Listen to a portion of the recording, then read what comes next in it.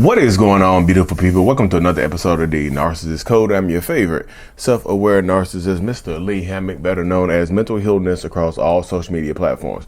This is your first time seeing my face or hearing my lovely voice. I'm a clinically diagnosed narcissist, and I use my platform on social media to raise awareness for NPD, get more people into therapy, and also validate the victims, survivors, and thrivers of said disorder, said toxic people, said toxic traits. Today's episode is going to be about the one question you should ask yourself when dealing with a narcissistic person. And that question is, how does this serve them? How does this benefit the narcissistic person?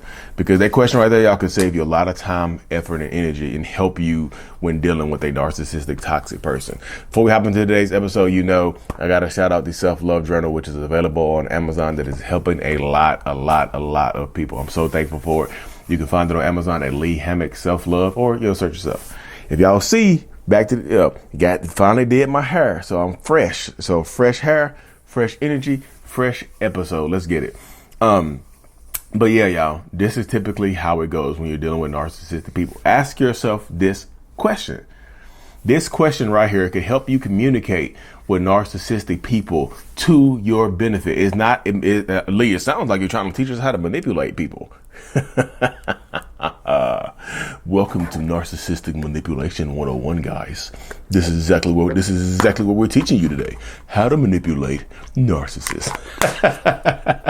No, but seriously, y'all, this can teach you, or this can help you on your pathway of how to communicate with a narcissistic person that you're in a relationship with, that you have left and have to co-parent with, that you have to do business with, that you have to see at work or whatnot. If you can't go no contact, can't gray rock or whatever the situation may be, So ask yourself this question, y'all. I feel like this question, a lot of people don't think about this question right here, but it can truly help so many people.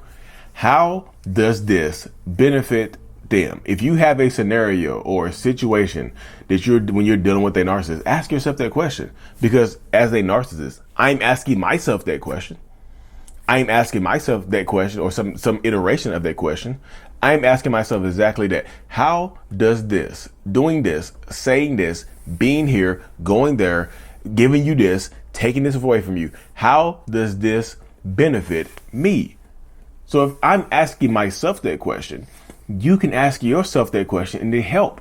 Of course, you want to ask yourself, how does it benefit you? I know everybody asks themselves that question, but narcissistic people, a lot of them tend to be selfishly me first people, like me first, to the detriment of other people. Yeah, a lot of people do say, how does this benefit me? Yeah, you want to do that anyway. But narcissistic people come from a place of selfish intent and don't, like, the lack of empathy kicks in, where they don't necessarily care how the benefit of them, how it benefiting them affects others. You see what I'm saying?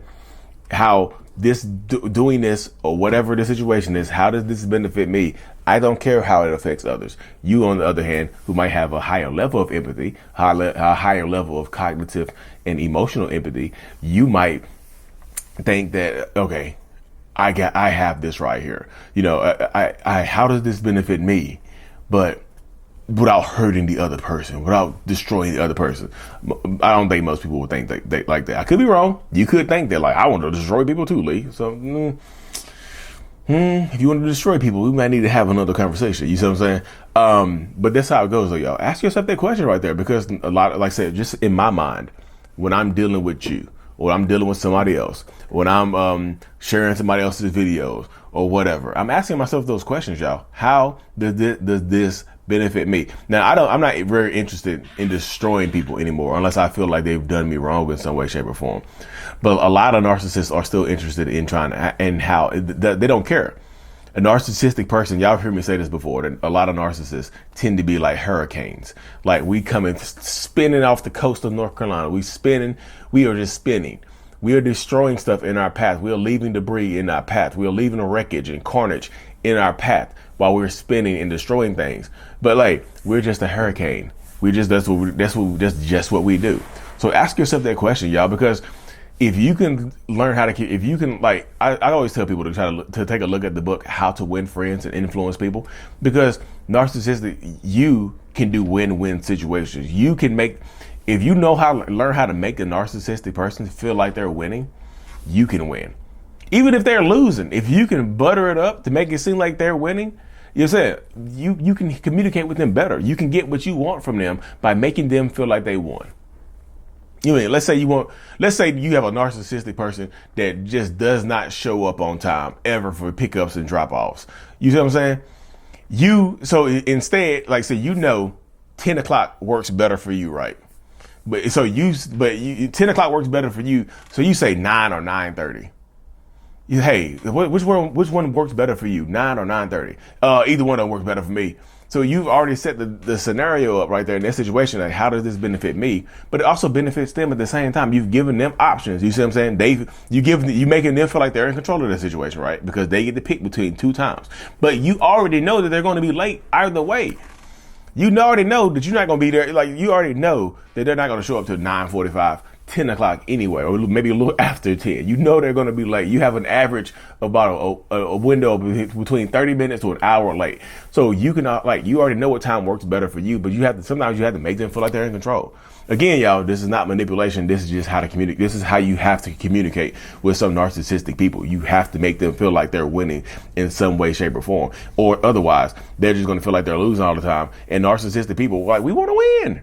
We want to win. We want to at least feel like we're winning. Even if we get screwed over, we want to feel like we're winning something. We want to feel like we told you what to do. Narcissists hate being told what to do. We hate authority figures. We hate people above us, or people that feel like they're in control of us, or people who feel like they have as far as the hierarchy in my life or whatever, as far as the hierarchy in my life, then yeah, it should work that way right there. You know what I mean? As long as I have this hierarchy in my life, I want to be on top of this hierarchy. I want to be the king or the queen. I want to be the top of it. While other people, in this situation, do that right there. Yeah. Like I say, they want to feel like they're on top. So if you can start learning how to make them feel like they're on top while you're actually winning, you can win, y'all. And then you can just ask yourself, how does this benefit them? Or how can I make it seem like it benefits them to be on time? How can I make it feel like it benefits them to give me some money, or to talk, or to communicate with me better? How does it make them feel? How does this benefit them, y'all? I feel like that question right there can help so many people, because so many people ask me, how do you communicate with a narcissist? Like, y'all, it's damn near impossible to communicate with a narcissist. But sometimes if you learn the language, because it's like you're speaking English while that narcissistic person is speaking Latin or something like that. So if they're speaking their whole entire different language, you see what I'm saying? It just gets into that point, into that dynamic where you just have to, that's how you have to do it sometimes. You have to learn how to communicate with them on a better level, and whatnot. Just like I said, learning to communicate with them on a better level can help you out. You have to make them feel like they're winning something. Like, oh, I just showed her the whole time. If you make them feel like they just taught you a lesson, or they just showed you, but because you made it feel like they benefited them, you can win. You know what I mean? You have to power yourself up, though, y'all. I'm just telling you that this is like, I know it sounds sneaky and deceptive, but sometimes this is what you have to do. You're not stooping to their level. I promise you, you're not. You know what I mean? I promise you're not. Because if I'm asking myself that question already, y'all keep asking me to get inside the mind of a narcissist. Here you are. Here's a look inside my mind. How does this serve me? How does this benefit me? How does this make me win? How am I winning here? You know what I mean? Because narcissistic people, like I told you before, don't really like to take losses. We don't like to take L's. That's what the young folks say nowadays. Don't want to take L's. You know what I mean? But that's the space and the dynamic that so many people deal with. That's what I'm telling y'all. You have to empower yourself, because if you don't empower yourself, then life might take a weird, awkward turn for you. And that narcissistic person is just going to run you over. Because if you, you already know narcissists, I'm going to finish up with this right here, y'all. You already know that narcissists hate when you tell them no, and hate when you set boundaries, because those are controlling tactics that narcissistic people feel like you're trying to control me. You're trying to tell me what to do. Oh, you're rejecting me. I'm not good enough. So if you don't, like I said, you can still use the word no and stuff like that. I'm not telling you not to set boundaries. I'm just telling you to set the boundaries in a way that benefits you, but it somehow, some way, shape, or form, it makes it feel like it benefits them. And if you don't want to go this far and learn how to communicate this way, you don't have to, y'all. This is not me telling you have to do this, but just put this question in your mind. You don't have to you don't have to jump through hoops and come up with a damn 15 layer plan of the Doll of plans. You know, the little dolls that you keep opening it up and it has another little doll inside of it. You don't have to do that. The last doll has the plan. No, I'm not telling you to do all this crazy planning. I'm just telling you, ask yourself, especially if you have time to plan out the conversation, if you have time to think about what you're going to say, ask yourself this question first. Just put it at the top of your list. How does this serve them? Of course, how does this serve me at the top? How does this serve me? How does this benefit them? They have to feel like they're winning in some way, shape, or form. They don't want me to tell them what to do, so I have to watch the language I use. It's like you have to dumb down your language to deal with narcissists, y'all. So a lot of times it's like you literally have to dumb down your language in order to communicate with them in a better way. And it sounds stupid, y'all, but sometimes these relationships tend to end up being stupid sometimes, y'all. Anyways, y'all, thank y'all for tuning into another episode. Of course, if you haven't liked and subscribed, go ahead and hop through that. If you're on Apple Music or Spotify, go ahead and like it on Spotify, Apple Music. Get notifications on Apple and Spotify. Make sure because you don't want to miss an episode. I'm about to start doing interviews on here as well. Stay tuned for more. Of course, like and subscribe for more. And mental illness is out. Peace. Thank you so much for being here, y'all. Thank you for watching my video to the end. I'm super eternally grateful for every single one of you. If you haven't already, make sure that you subscribe to the channel so we can help reach more people, help more people and things like that. The self-love brand is available. I love me. The self-love journal is available as well. Links in the description of every video I do.